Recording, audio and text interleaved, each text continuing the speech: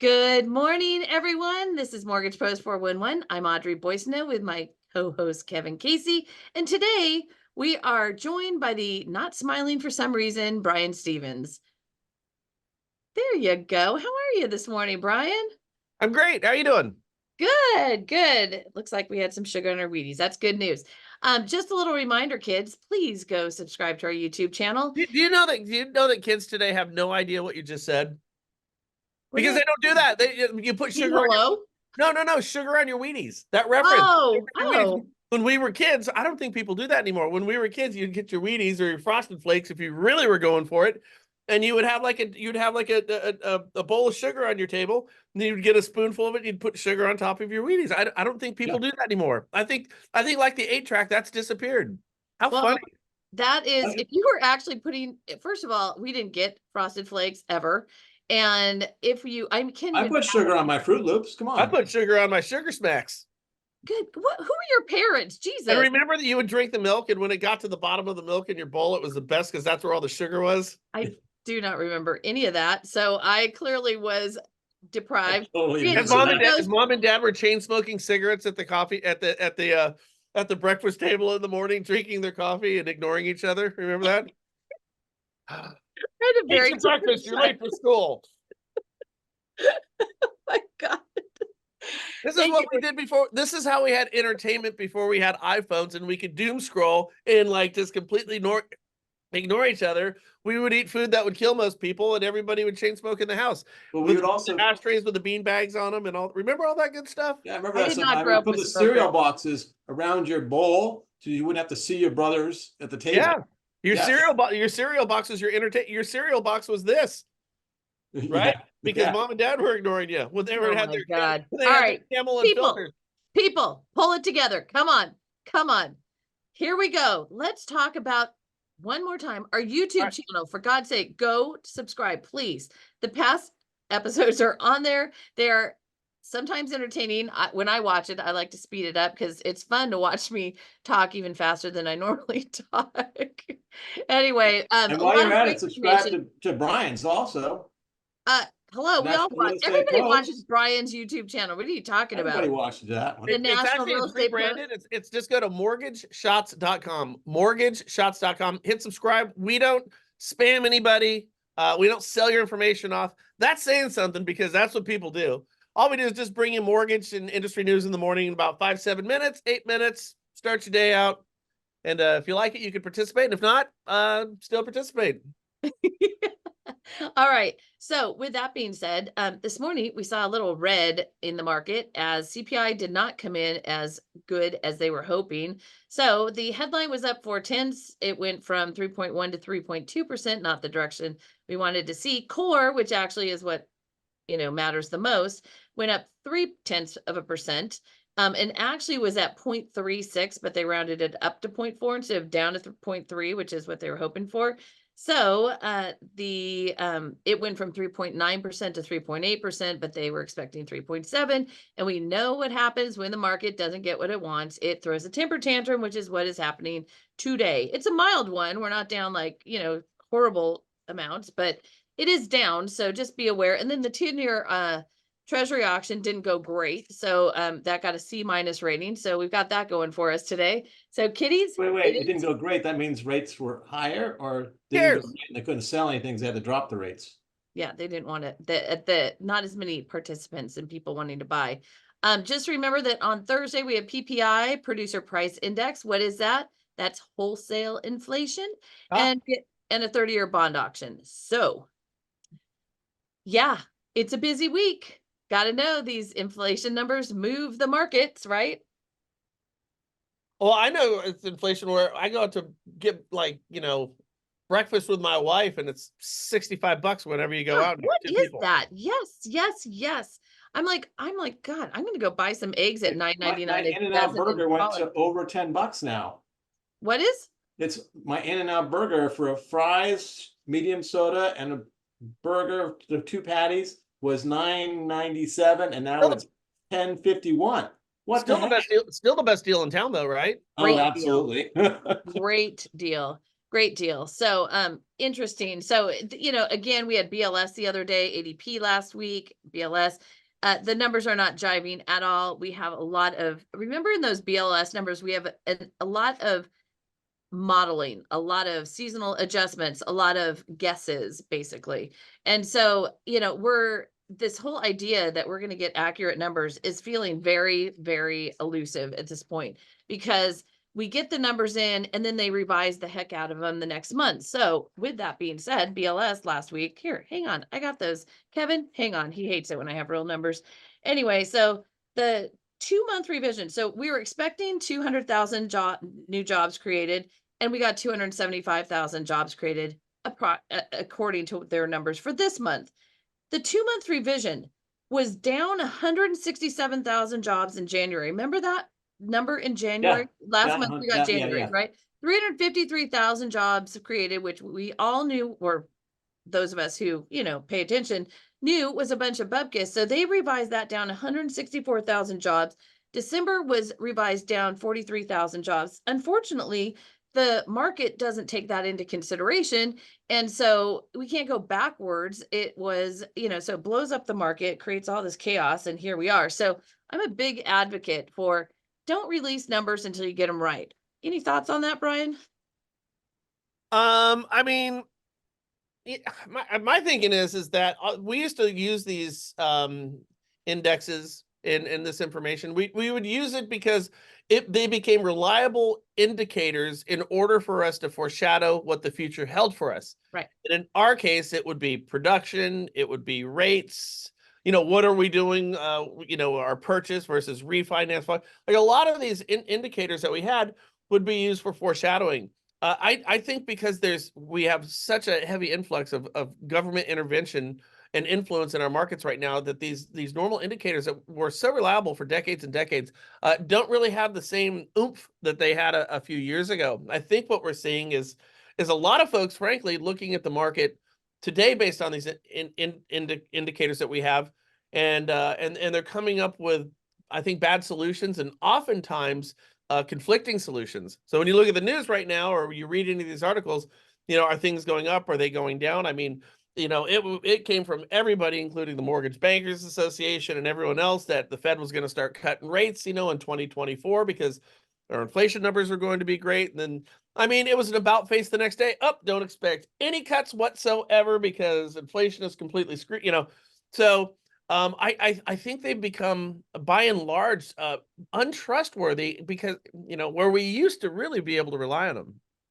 Well, the other thing too is there's so much more awareness of all these reports in the markets. I mean, the media is very hyper focused on them, but they don't necessarily understand what's coming out.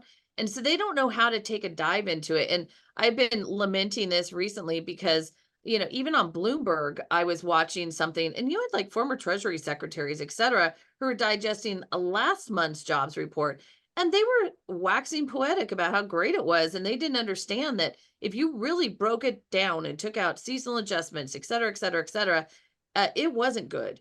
And so they don't understand it. So I just find more and more that we take the information that we are given, and we try to understand it to the best of our ability. But for the most part, we really need to just focus on what we've got today and what are you going to do with that, and stop waiting for everything to get, and I quote, better or more normal. Because to a friend of mine's point, who had been asking me how things were in mortgages for like literally decades, and I said crazy the last time she asked me that. And she pointed out that I had been saying that for decades. Every time she asked me how mortgages are, my answer was crazy. So we are always in some version of something, and it's never normal. There is no normal. So normal is not 2%, 3%, or even 4%. Normal is 5, 6, 7, whatever percent. And, 8, 9, 10. not having refinances, that's normal. So, I mean, Dave Stevens, in his first year, there were no refinances. It was all purchases. That was decades ago, right? So this That was focus my on, world. yeah, expecting refis to come back, the rates to get, everything to get easy. Get over it, people. It is not happening, and that's not what you want to be waiting for. So that's just my little That's where I am right now. So I'm off the opinion that rates aren't even going to be coming down, but who knows? you If they just do, don't that's know. great, but And don't sit again, around waiting for them. yeah, we provide housing, we provide financing for housing. People need housing. So I saw this interesting little article about Service Link did a home buying report, right? Guess what it said? It said that the Gen Zs and the millennials are moving forward even though rates are higher. So it said that 63% of the Gen Z respondents and 59% of millennial respondents said they plan to buy a house. They want to. So even though rates are higher, they get it. They know that it's higher, but they see that they want to have a house. Why do they want to do that? Well, they're all They don't live entering with their into parents that. anymore.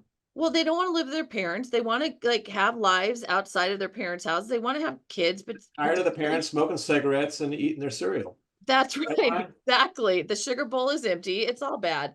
So anyway, um, there you go. I mean, we have an opportunity here and a lot of people are missing it. So, I heard you ask someone, Brian, what the biggest challenge is, right? Out there.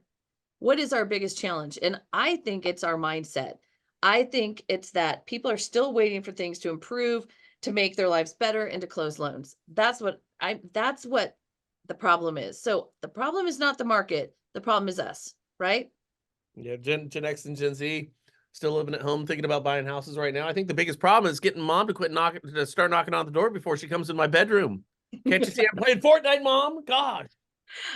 I had a really interesting conversation with someone the other day, and we were talking about kids who are living at home too long and the parents who are making this happen. And apparently there's some statistic like 25% of all kids were driven to their last job interview by a parent.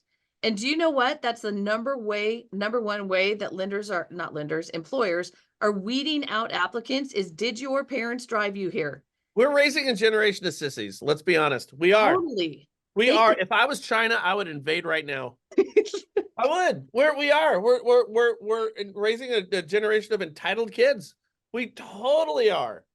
Well, I don't think we are raising them. I think they're raised. And so we're going to have to do some corrective measures. I'll tell you that much. And as a mom, I get it. I want to make I want my kids' lives to be better than my life was, right? So the inclination is to overdo it. But my oldest child taught me how wrong that was.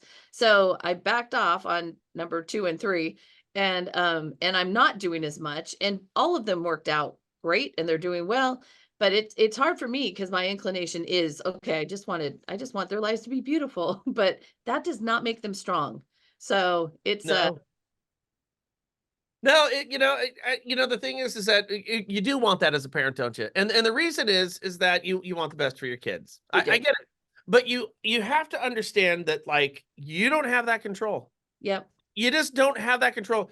You may think you have control, but you don't have control. So like my daughter who just moved down to San Diego, case in point. So she's 24 years old, 23 or 22 years old, and my son's 24. She's 22 years old right now. She's living her life. She's got a decent job. She works at a place called Cutwater. They sell all those little drinks, and she makes a good money in tips. And she's going to school. And she lives on the beach down there at Oceanside. She's kind of doing it. Now, it's the cost of living down in San Diego is more expensive than any place in the country right now. She makes decent money right now, but she can't afford to live down there. It's no longer tenable for her to be down there. So is she going to be the one who has to come home? Well, that's a fine line, And like, well, I want to help her, but like, here's what I'm learning as a parent as I'm getting older. I'm going through something, an existential crisis of sorts, as it's often referred to, or some people refer to it as a midlife crisis. But here's kind of how it goes. What I'm starting to realize is I don't have control over anything. I don't. Like, so when my daughter, who's probably going to move back in, to your point, or could move back in, she called me at 3:00 in the morning. Hey, Dad, I need to talk to you with a text. Well, when your kid calls you at 3:00 in the morning, it's never good. So, but what I became very aware of is that there was nothing I could do about it. She's 700 miles away on the other side of the state, right? And whatever the case is. And that became a moment of like a control or a lack of control that just came kind of washing in on me, because those moments as a parent, if you ever lost your 5-year-old kid, you understand what it's like to have that just complete and total loss of control, even if it's just for a second, and it kind of sticks with you. Professionally speaking, it kind of runs on the same tracks. Right. It really does. And I agree with everything you're saying here. I mean, we're having fun and joking around about all this, but the truth of the matter is you don't have control over anything. Exactly. You don't. And so we have to ask ourselves, do we need control? We don't even frankly have control over ourselves. And we don't have control over ourselves because we will know that an action or a behavior that is going to benefit our business, and yet we choose not to engage it. That's a lack of control. So what we really need to look at is, I say, and I jumped you when you were talking about inflation rates. And I'm like, who cares? It's because we can't control it. I think what we need to do in our industry is really kind of look at the things that we do have a certain degree of control over, and then understand what our current limitations are and work on changing those. Yep. You know, it's a lack of actionable items that you engage in, which is, I think, hurting the production for loan officers. And I'll tell you what, it's hurting the overall numbers in this industry. If real estate agents would just get off their ass and like start talking to, I'm serious, and start talking to people, because if you look at these analytics, we've got them right now, 1 in 5 people want to move. Yep. Well, why aren't they moving? Well, because there's misconceptions they have about the market based on a lot of the faulty information that we're talking about. So get off your ass and go out there and start talking to these people, because what we can do is we can become not the catcher, but the pusher in the rye. That's right. And that's exactly where people need to be. It's something that would benefit them and benefit us, right? Yep. So I kind of think, like, if we as an industry collectively, both loan officers and real estate agents alike, really started looking at what they could do, I think we can turn some of these numbers for the better. And as I said before, listen, rates aren't bad right now. In historic terms, rates are not bad. Not bad Like, at all. if we go back to the 1950s and 60s and we look at where our average interest rates are, they're higher than where they are right now. Rates aren't bad. We're just comparing it to the lowest rates that we've ever seen in the history of the country. That Well, we should never that's- had. No, Yeah. it's And we ridiculous. won't see those again in our lifetime, Please, Right. God. or even And yeah. Audrey's lifetime. Right. And here's what happens. Here's what happens, guys. This is pretty simple to see. I got an interest rate at 3%. Okay, I'm sick of living in my house. I don't like my neighbor. Need a bigger house. The kids are moving back in, right? Okay. So, well, I'm not going to go get a 7. I got a 3 here. And we know that I've seen a number of stats, and it goes something like this. About 20% of the people who got their refinances, which I think the government frankly regrets doing, that was the first injection of government interference, artificial government interference, that has unbelievable, remarkable unintended consequences that we're suffering right now. We know 20% of the market is just taken out completely. So what happens is these people say, well, I'm not going to go, I'm not losing my 3. I don't want that 8. I don't want that 7. Here's what happens. We are consumers. We are consumers in this country. We've got more revolving debt sitting at 28, 29% interest than we've ever had. And what's happening is it's going up like just a rocket right now. If Yep. you look at our revolving debt consumption, our credit card debt consumption, if you look at that graph, it looks like the side of the Eiffel Tower. Yeah, it's highest since 2011. Yeah. So what's happening right now is they've been sitting in their house now, and they've had 12 months, 24 months to stew on this stuff. And they're starting to go, you know what? Maybe that 7 doesn't look so bad. That's right. Now, we know this is the case. We know that locks are up 14% from where they were last month. We know that there's 7% year over year more inventory on the market right now. And Right. we know that activity is starting to pick up in our market. What we need to do is not only take advantage of the people who've made their home buying and selling intentions known through your marketing prowess that you have, but as an astute loan officer and a real estate agent, what you need to do is, since we have all these analytics, this great information, how it should be used is encouragement for you to go out there and look at and talk with your past client database and start really analyzing different pockets in the market and say, hey, where do I fit in here? And how could I be a solution to somebody's needs with my professional skills? Absolutely. It is way past time for people to get off their tails and go out into the world and create relationships and come at people with innovation and strategy. Not, I have a low rate, not, I have, some widget that everyone else has. It's literally, how can I figure out how to make your loan work in your situation so that you can do whatever it is you want to achieve in your life? Instead Right. of Absolutely. oh, what is the rate? I mean, if somebody says, what is the rate to me, I'm out. Like, I just, I don't mind what is the payment. That's why you're not out. You say that's the stupidest freaking question ever. Okay, That's what you Brian, say. I actually did that at a fair not too long ago. Oh, I do it all the time now. I That's know. a I'm good trying to question. teach people. Okay, listen. If you are literally, it's a dumb question. If you are doing, especially like an investment property or even a house, can I afford it? Is it going to cash flow? Do I have a long-term vision for this? Not what is the rate today? I mean, you don't make a rate, you make a payment. I keep saying that. I probably sound like a broken record, don't really care. But it's we have to shift the narrative because the media is very, very loud. And they're telling people. So we had a comment from a listener who said, that that's what other borrowers are saying is, oh, I want to wait until the rates come down. Oh, I want to wait. Well, we've covered this a million times. The rates come down and there's even more buyers out there. There's not enough inventory and the prices go up. So you have just lost out, lost out, lost out. So again, we just have to keep beating that drum so that our voices are heard versus the people who are writing the articles who have no idea what's really going out on the ground. Yeah, I mean, the whole idea of control is that is something that you can control. You can control your activities. You can control the narrative with that person or those people who you're talking with. After all, for a loan officer right now, we're not judging our success by, going from, one closing per month to 14 closings per month. We're actually judging our success or our failure rate one loan at a time. Right. So if our success is going to be judged that way, then you should start approaching your marketing one client at a time. Get smaller with your marketing. And when you do that, you'll find that your conversion ratio goes north.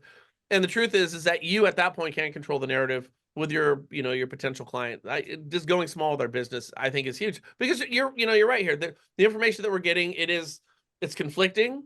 Doesn't seem to be as reliable. So control what we can control. And that's really a conversation that me and you are having. We can control the conversation that we're having, and you can control that with your sphere of influence. Well, if I'm being really honest, I never feel like I can control any conversation with you. So we've got that going for us. Right. But It's that's part of your charm. It's what I love. That's the idea, right? Exactly. Exactly. Yeah, so 100% agree. Hey, do you have any insight onto why Marcia Fudge stepped down all of a sudden? Like it feels like it was all of a sudden. And the head secretary? Have you Well, ever- my speculation would be she's probably going to go to the private sector where she's going to get a cush job on a board somewhere because she passed a bunch of legislation that made it easy for them to get unbid contracts on God knows what with probably some of our low-income housing that seems to never work. Oh, God. I don't know. I don't know either. And oh, by the way, I think Jill put in here and she's 71 years old. I think that's it more than anything. When you look at the heads of these different departments, they tend to run in these type of time cycles. And just to be clear about this, I'm not knocking Marcia Fudge. She did I don't think anything of consequence, but nobody really ever does do anything of consequence. No big changes. She's been as good as anybody else who's held that position as far as I can tell. Every person So- that I've ever talked to loves her and I've never heard anything negative about her ever. So, but it just, I mean, she might be 71, but she announced in March that she's leaving in March. That just seems abrupt and it just made me, I'm just scratching my head. So yeah, I didn't see it coming. I didn't hear about it, but nobody tells me anyways. But it's I probably think it's just her time is up. all right. So Fair Brian, enough. I got a question for you, Audrey, if you don't mind. But Biden made his State of the Union and Inspiring, mentioned- by the way, very, very inspiring. yeah, but he also mentioned housing for the very first time, Oh, which is like, if you were president and also head of the Senate and the Congress, and what would you do for housing to change the way things are going right now? not what he said. His approach to fixing housing is trying to ladle water off the deck of the Titanic. It's just, are you kidding me? Are you kidding me? A $9,000 tax credit for a house that is 3 times more expensive than my capacity to purchase it. Okay, so you know what? This one reminds me of the changes to the loan level price adjustments. Do you remember that? Oh, yeah. oh Where my they said, God. okay, everybody who's got Okay. like a credit score of 600 with a loan to value of 95%, we are going to change your loan level price adjustments to be less. And everybody got up in arms and said, oh my God, this is terrible. I go, nobody's getting that loan in the first place. You ought to give them $1 million credit. Like, I did. We're going to change our loan level price adjustments. And if you have a 580 credit score with 95% LTV, it's not going to be you know, a benefit of 0.5%, it's going to be a benefit of 75% to you. It didn't matter because nobody's in those deals. Yep, they're not doing it. And then what happened? And then what happened is that how they pulled back with people who had like the 780 credit scores with the 65% LTV. It just became a way to go ahead and make more money on our agency deals. Yep. But it gave them the capacity to sell that as a benefit. Real quickly, that's exactly what President Biden did. We've got a $9,000 credit intended for people who cannot buy a house in any major metro area or the surrounding suburbs. And I mean, not even close. I don't need aspirin if I accidentally chop my arm off. I need a tourniquet. We are at tourniquet level here with these guys. We are. Aspirin's not going to help. Oh my God. I'm serious about this. No, I totally hear you. I hear you. It is absurd grandstanding, absolutely absurd grandstanding. But what it does is it gives a talking point. And for most people, they say, oh, well, that's a great idea. We get a tax credit. Well, it's a tax credit that's going to sit there and gather dust if, in fact, it's ever realized. Okay, hang on. So Kevin had an idea this week that I thought it's something we should chew on. It's not like in game, but it is definitely a starting point. So well, Kevin, why don't you tell my idea is they'll go the other way on a tax credit, take away a tax credit. You know, you don't need the tax interest deduction if you got a 3% mortgage. Your mortgage went from 6% to 3%. You already got your deduction. It's half your price. Why don't we take away the tax deduction and incent people to move out of their 3% mortgages into bigger houses and maybe pass on some credit for when they move and transfer over credit to theirs. The only way they get to keep it is if they move it. I mean, in truth, that makes more sense, doesn't it? Because you have something that then becomes an actionable item. Right. And they're always trying to figure out, like, how do we pay for something, right? That's always the first question anytime we've ever gone to Sacramento or Washington, D.C. with any sort of anything. So how are we going to pay for this? Well, there you go. You take it away from those with the, and depending anyway. So I just thought it was, interesting. And I thought that, maybe we could work with that because that would incentivize people, right? Are you going to, what is your benefit for selling your house and moving? What's the benefit of selling your house and moving right now? What does DJT mean? Jill, what is DJT? Jill's sounding a bit like DJT. Who is that? What is that?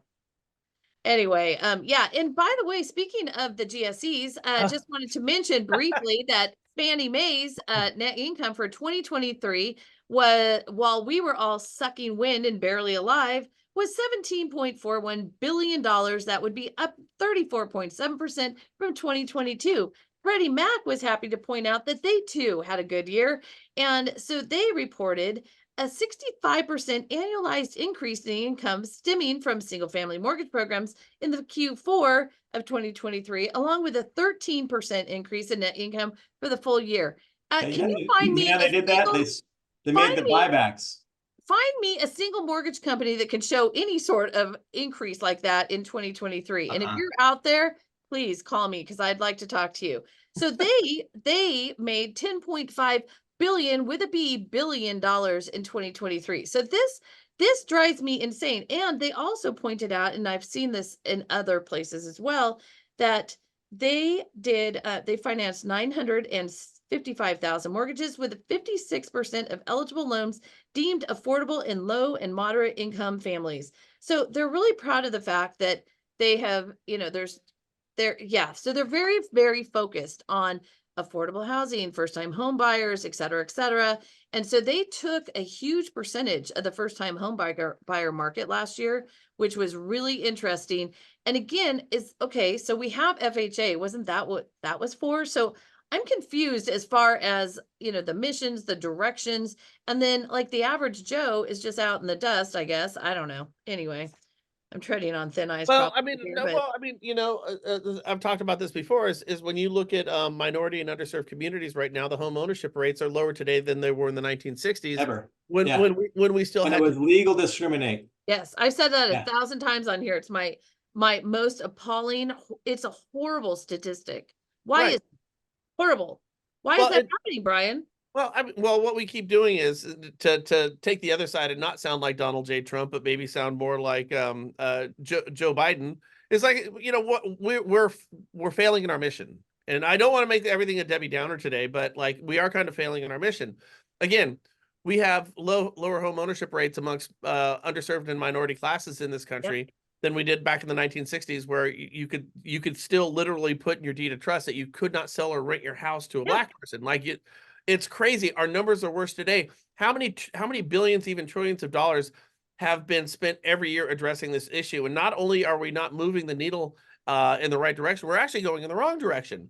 So something clearly with the policies that we've had in place now for almost the better part of a century, I mean, we're kind of not quite there yet, but we're kind of turning the corner on it, isn't working. What we have to do is we have to kind of reimagine.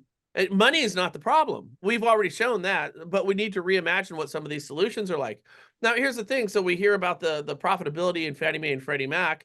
And to the best of my knowledge is I know that they're recapping and capitalizing, but they're not where they need to be to where they can get off the Treasury's tit, you know? There's no scenario where that's going to happen anytime soon, though. Well, and I hope you folks remember that Fannie and Freddie was set up as a quasi-government private sector enterprise. It was an opportunity for us to go ahead and invest in housing, not only by the house that we're living in or the houses that we're acquiring, but actually participating with stock options with the government-sponsored enterprises. Well, those common stock have been basically held hostage by the Treasury, for 15, 16 years now. So when I hear that Fannie and Freddie are making a ton of money and they're not reallocating it to areas where they should, I would say, why would you reallocate it? Clearly, the billions you've spent over there hasn't done anything positive over the past, 70 years. But the other part of it is that money just gets put back into the Treasury and it just sits there as a line item on their balance sheet. Right. So these numbers, where they used to have meaning to investors, meaning to homeowners, has a less of an impact. And the other one that I found interesting, just to kind of go back into the history books for a couple seconds, when we have our G fee and you look at all the money that Fannie and Freddie have made off their guarantee fee. I don't know if you remember the BP oil spill, but when the BP oil spill happened, they used portions of the G fee to clean up the Gulf. Right. Why isn't British Petroleum? It is called the BP oil spill after all. So that means what happens is people who bought houses back 20 years ago, less than 20 years ago, they got to finance the cleanup of the Gulf of Mexico through a higher mortgage rate, through a higher interest rate. Right. So we've got a wild re and misallocations of funds.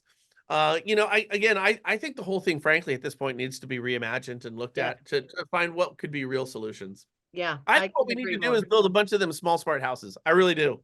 Go build 900 square foot houses. And if we're not going to get the builders to do it, take all that money and give it to the Army Corps of Engineers and tell them, here, go build 20 million small houses all across the country. Feel free to have liberal use of eminent domain, because I'll tell you, the Army Corps of Engineers could build a 20-mile bridge over a swamp. And one day that would go ahead and float Abrams tanks. If they can do that, they can build small, smart houses. Okay. First of all, I don't want to live in a 900 square foot house. How's that a solution? I mean, look at all the 1-bedroom condos in San Francisco that nobody wants to live in. Nobody wants to buy them. They're all the affordable housing nods that, it had to be in the project to be built. And so I don't know, like, and I cannot sell them to save their lives right now. And so there's this in the biggest housing shortage. There's a huge, not huge, I don't know how big it is. There's a subdivision happening in Texas somewhere, Arizona, Texas. I don't know. What are the hot standy states? Anyway, it's like 350, 400 square foot houses. And so they're experimenting with this idea, this tiny home idea. So it's one thing to move into one. Okay. Maybe they'll sell them all. Maybe it'll look great. I'm curious down the road, how many people want to stay there? How many people is that a long-term solution? Is that really going to work for the average person? And maybe we'll just scale back our needs and we'll be fine with that. But I think time will tell. And I think it's a little soon to, well, but here's building millions of them. Okay. So let's look at the variables that actually impact a loan officer or a real estate agent. Interest rates, that's going to be a big one, right? Inventory, that's going to be a big one. I mean, for us, guidelines are going to be a big one, and stuff like that. But the only one that really matters is inventory. That's it. you said something a moment ago that I caught. I don't know if everyone else did. You said the rates don't really matter. I'm so sick of people talking about rates. It's the payment. The payment's the only thing that matters. And it is the only thing that matters. Because I say, rates could go down to 1 tomorrow. That just means people are going to bid houses up, and a $500,000 house is going to be $1 million house. Yep. Yep. And I know that we've talked about it on your podcast before, but we have a precedence, and we know this to be the case. Back in the 1980s in Tokyo, Japan, they put out 100-year loans, which would be effectively like having a less than 1% interest rate. You could go get a 100-year loan on a house. And so looking back on that 40 years later, what we found is that it did not accomplish its goal whatsoever, because exactly what we're talking about took place. And it's exactly why the Fed screwed up. They weren't looking at unintended consequences when they started buying everybody's mortgage-backed securities, and and their balance sheet went through the roof, and everybody got a 3% interest rate. The unintended consequences of that action is well, now we saw home values go through the roof. Okay, so now home values are through the roof, and they've raised interest rates. So now I've got to purchase that house, but the payment on that house is going to be as if it's twice as much. So they really kind of screwed the pooch with our industry right now. And you earlier were talking about, the Gen Zers and, some of the younger kids out there. Well, what are they going to do? Well, they're going to have to look towards a massive influx of inventory. And again, we all know the numbers, 6 million houses too short of where we need to be. I think there needs to be a nationwide policy. And I think it's certainly going to have to involve our home builders out there, but it's also going to have a little pain consequence where if you don't build this, then the cost of building the McMansions all across the country are going to come with higher fees and penalties or something to that effect. We have to find a way to get back to a house under 1,800 square feet. Seriously, an 1,800 square foot house, like how much crap do you really need? I mean, seriously. Right. When our average home size got up to 2,500 feet, and then 2,500 feet is, it's your average house, because we've just got this abundance of crap that we don't need in our houses. And we got, as George Carlin said, we got to have a place to store our stuff, right? Right. Wasn't that If what you go buy a garages are house, for? what's that? Isn't that what the garage is for? Storing all your stuff? Oh, no, not, and we got That's storage, cool. we got storage facilities. That's cool. And now you have to have a storage unit for $500 a month. Yeah. Drives me nuts. If you go back to the 1950s and the 1960s, you were getting 800, 900 square foot homes. Yep. And people were finding a way to manage it. Happy with them. But just take everything about us as human beings today and picture us today versus us in the 1950s. Everything has just gotten bigger. And I don't think necessarily for the better, right? Right. I think going back and just kind of getting back to our roots and building some of these smaller homes and just understanding that here's my point. The point is that I think the importance of home ownership and keeping that as a viable option, an opportunity on the table for people is wildly important. I think it has massive effects on the health of a family, and the health of the children and the health of a community. There is a difference between pride and having homeowners, a large number of homeowners and renters. There's a million different studies that will show you there's an absolute direct correlation to the performance at the schools, the crime on the streets, and the values of the houses when you have a higher density of people who own homes. I think getting back to smaller homes right now, I think it actually kind of has a crossover effect where it could correct a lot of the problems that we have. But we could, to your point real quickly, we can have conversations about inflation and interest rates all day long, but none of that matters until we get the inventory to go ahead and keep the rates wherever they are, but pull that payment down. Yeah. Because, I don't want to see Taylor Swift. You couldn't give me a Taylor Swift ticket and a $100 bill to go to the concert. I wouldn't do it. You can keep them both, but I get the idea. I get the concept of, that, the thing is, if I can't afford the price of the ticket, I don't care who's playing at the concert venue. Right. If I can't afford or buy a house, I don't even care about it anymore. And I think psychologically, us as a collective, I think that has a massive implication. So I do think we have to find a workable solution to these things. But I also think here's another part where we need to be loud is the narrative is it's unaffordable. If you're of a certain color or whatever, you can't get one. There's this negative messaging that's been happening for a long time. And so a lot of people don't even think it's within their grasp. And the reality is there are so many loan officers who will kill themselves to help you fix your credit and make yourself able to buy a house. But if you don't believe it, you're not even going to give it a shot. So I believe that that is a big part of the homeownership rate problems that we have, is this idea, I can't do it, it's all against me.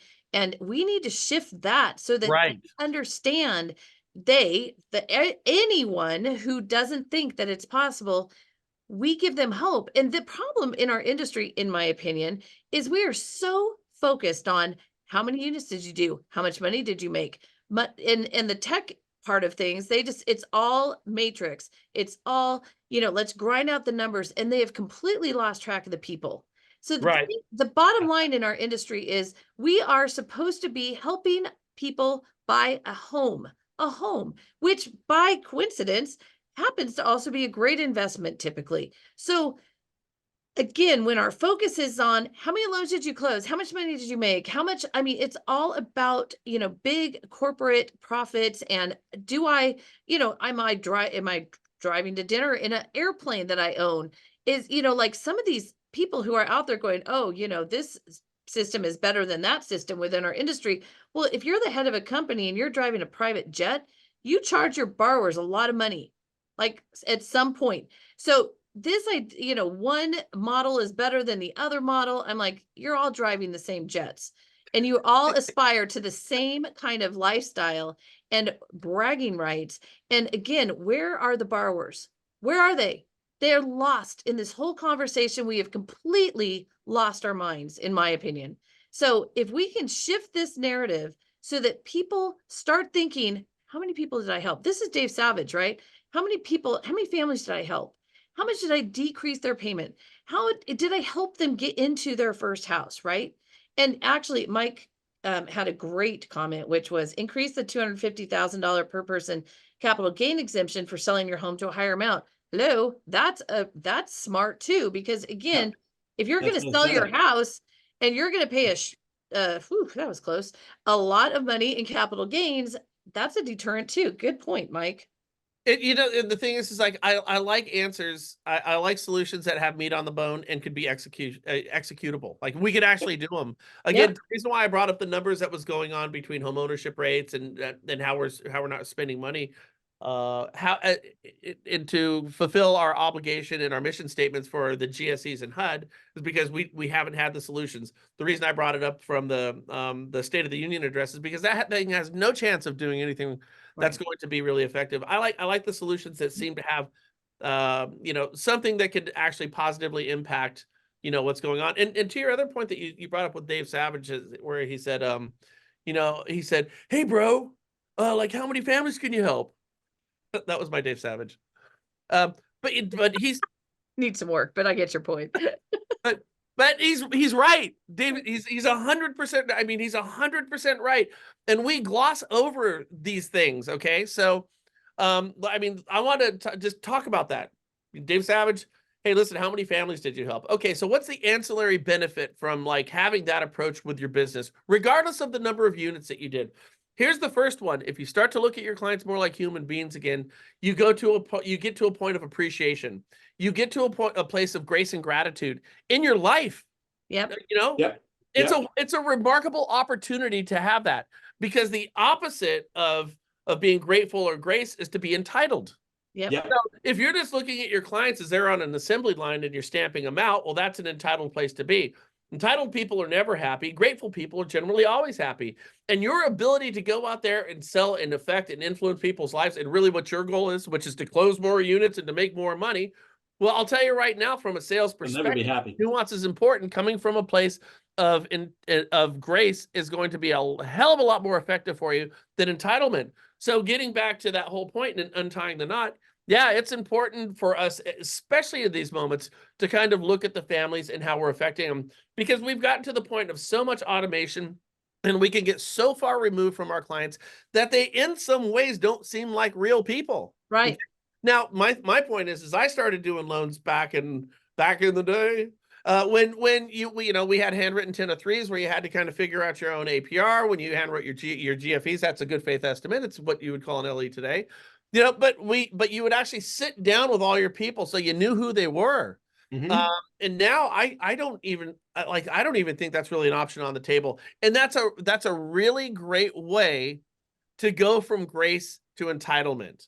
Okay. So with our business, I think because our business is geared towards making somebody feel a little bit more entitled than grateful, I think it makes it doubly important to go back to, what Savage said is that how many families did you help? I think that needs to be at the core of how you should start every day as an originator. Right. It'll also give you the motivation maybe to go out there and say, hey, I see some things that are real opportunities for folks. Maybe I should get off my ass and be a real professional, do my job, and share my skill set and my knowledge. That's Because right. the alternative is to sit there, bitch and whine about your position and wait for your phone to ring. So That's right. I think that's easy to overlook it, but there's so much nuance and power in that statement that I think every loan officer should sit down and meditate about that for a couple of minutes today and say, how can I approach myself, my business on a daily basis with these values in mind? That's right. The one good thing about those guys that just focus on the numbers is they tend to burn out really quick and don't stick around in the business very No, long. they don't. Okay, I'm not gonna go there. We really try to stay agnostic about a lot of these things, but again, there are some, fairly visible displays of the wealth that has been achieved off the backs of homeowners in our industry all over the place. Uh, Conspicuous consumption. pardon me? Conspicuous consumption. Yes. We haven't had a conversation about this, but I have a sneaking suspicion I could probably pick names out of your head. You think? Oh I my could. gosh. Yeah, well, so anyway, there you go. Yeah, this whole idea that it's a simple process and it should just be quick and easy. You shouldn't know your borrowers. Like I've had people literally make fun of me, and I have a hard time getting my borrowers want to sign their loan docs in person anymore because it's just so easy to have a notary show up. But I still go through the closing statement with them ahead of time. And it but bottom line is those were the best times of the loan process, is the time I spent with my borrowers at that when they were signing their loan documents at the end, where they were celebrating. They felt really comfortable because I was there and I was pointing out, going, hey, remember when I said that? That's where it says it in the docs. Remember when I said this? And again, they want to systematize this business and remove all the human. And even my 20 and 30-year-olds, they want some human. So they come to me, they've done a lot of research. They're great. I love it. They're smart. They have excellent questions.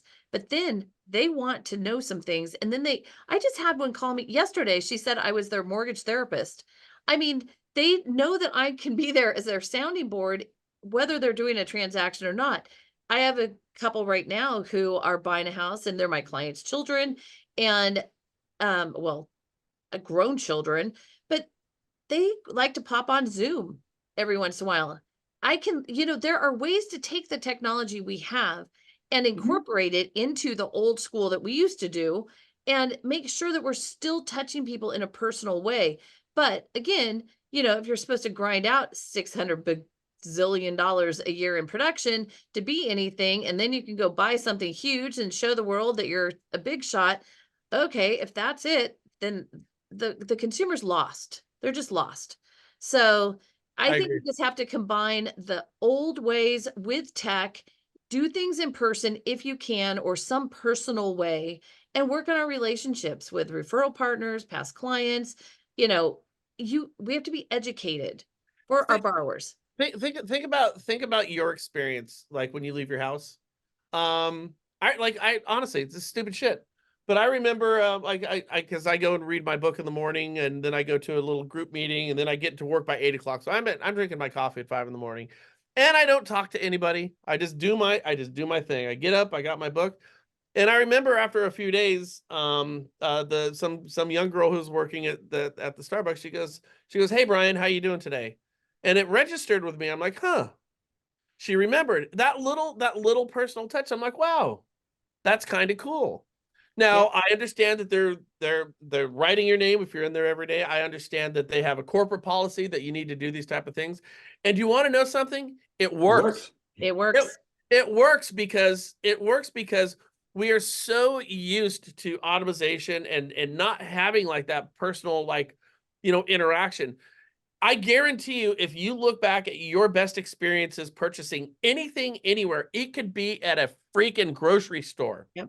I go to a grocery store right now. I'm checking my stuff out. It doesn't work half the time. The one lady who's looking at the 9, kiosks that we have to bag and pack ourselves is over there talking with 2 other tellers, ignoring the shit that she's supposed to be doing.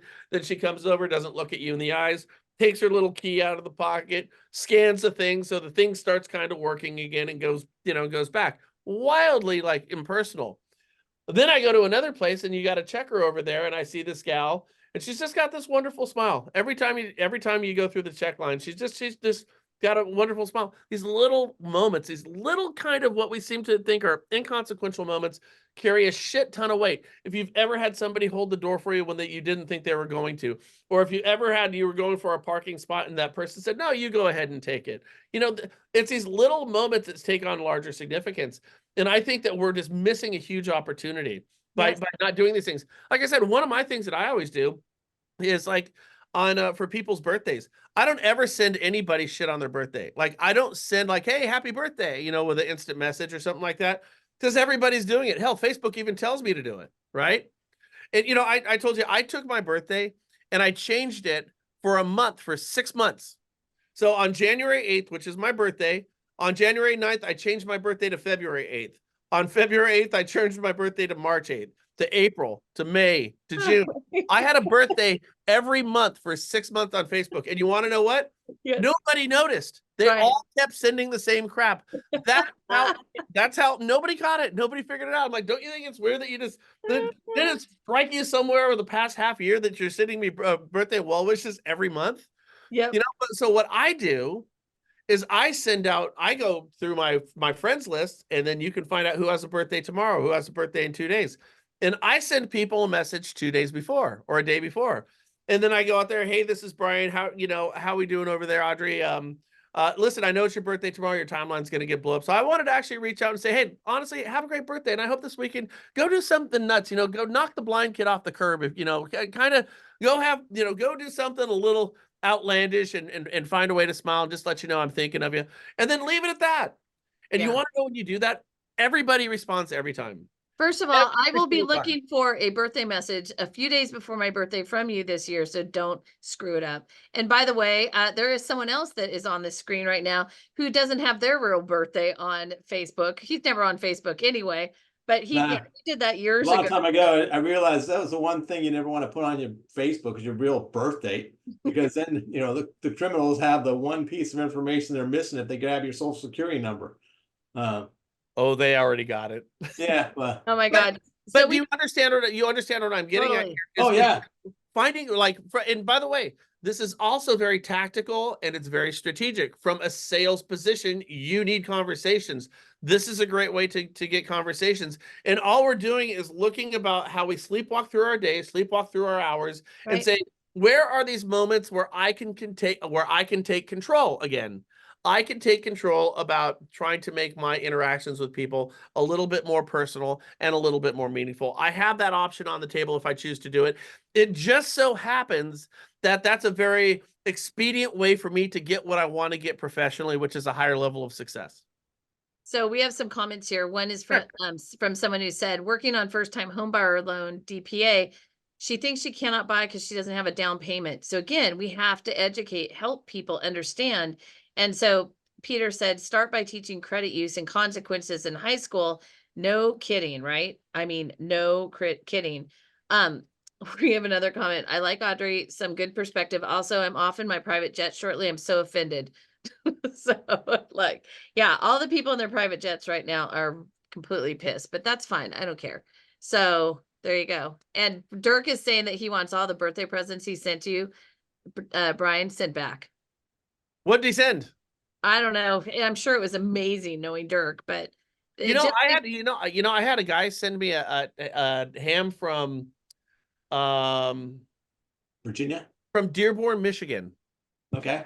I had somebody who sent me a ham from Dearborn. I get 2 hams right around Christmas from Dearborn, Michigan, from a loan officer in St. Louis, Missouri I've never met.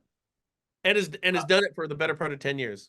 Doesn't send anything, nothing, but sends a couple hams from Dearborn, Michigan, which, by the way, if you get nothing else from this today, understand this. If you want the best ham better than the Honey Baked Ham Company, get the Dearborn, Michigan Honey Baked Ham.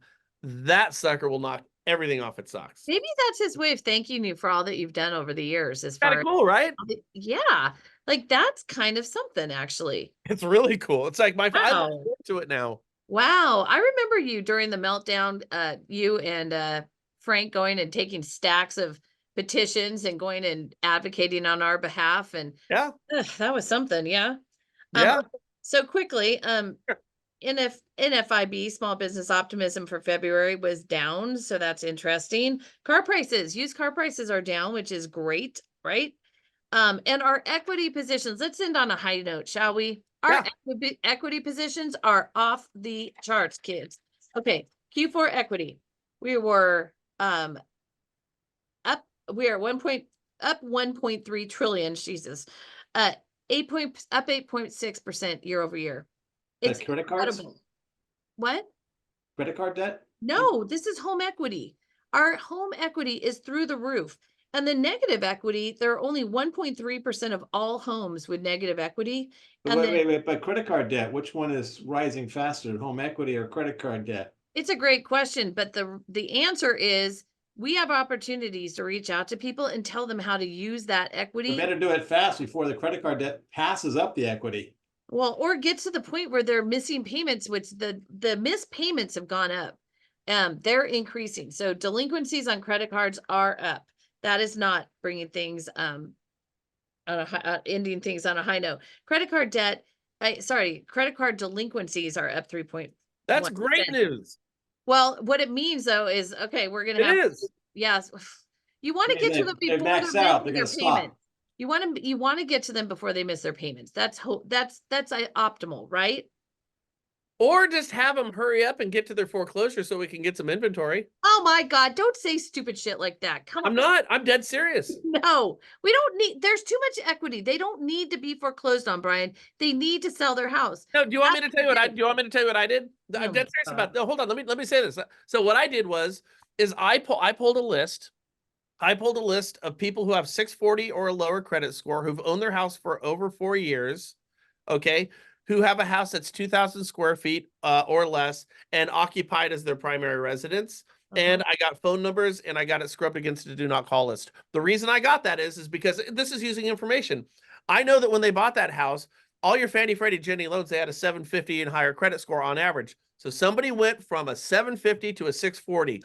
So over 4 years, they've been one of these people who are using all this revolving debt that we're talking about, who are missing payments and their credit has gone to crap. I know that to be true. Okay. The reason I got 2,000 square feet, I want entry-level homes because I want houses that sell fast because I'm looking for buyers, right? So I did that. I got somebody who's owned the house for at least 4 years because now I know they got equity in that house. And the reason I got this list is I got them before they landed on the notice of default list and everybody's going to call them. So I've generated lists of people who are definitely heading in that direction, but get to them before that's an inevitability. Because I can do one of two things at that point. I could do a debt consolidation cash out refi with all that equity that they have, or if they've already gone over if they've gone over the tipping point, then I've got a referral for somebody and say, hey, sell your house before you lose all your money to lawyers in a foreclosure, because that is an inevitability with the track that you're on. Frankly, that's helping these clients better than anybody could ever possibly do. I'm looking at saving them 2/3 of their equity. But what I found there is I found a pocket of people who we could actually go and service, and nobody is doing it. So when I'm calling these people, I'm the only loan officer in the country who's doing it. So listen, those low credit scores that we're talking about, they do create opportunity for us to go in and help. Yeah. And that's what we should be doing, is figuring out ways to go in and help, because there is a need out there, and here we are. And what are you doing anyway? Piddling around with your email all day, watching TikTok. I mean, come on, people, do something, right? You don't doom scroll? You listen, you got to keep your scrolling to a minimum, baby. You do, but it is fun. I hate to say it. Oh my The God. only thing I look at on those things is a Samoyed video. So that's it. The Catch big dogs. fluffy, gorgeous dogs. Me too. I swear to God, right. I do. Well, okay, Brian, thank you so that was a quick hour. Thank you so much, because there are things that people can take away from this that they can use in their business, and do that. Go do that. Go forth and help some people. And I think we had fun, and I think this was very positive. It was I very think so, too. positive. We Now always you have gotta look fun. at it. We always have fun. I always tell Kevin, I'm like, you never know what the hell's going to fall out of his mouth, but it will be But interesting. it's always fun. It's There's always fun. fun. Why not? It beats the alternative, right? Yeah, exactly. Hey, see, someone said we had a good show. So great. Have a wonderful week, everyone. We'll see you next week.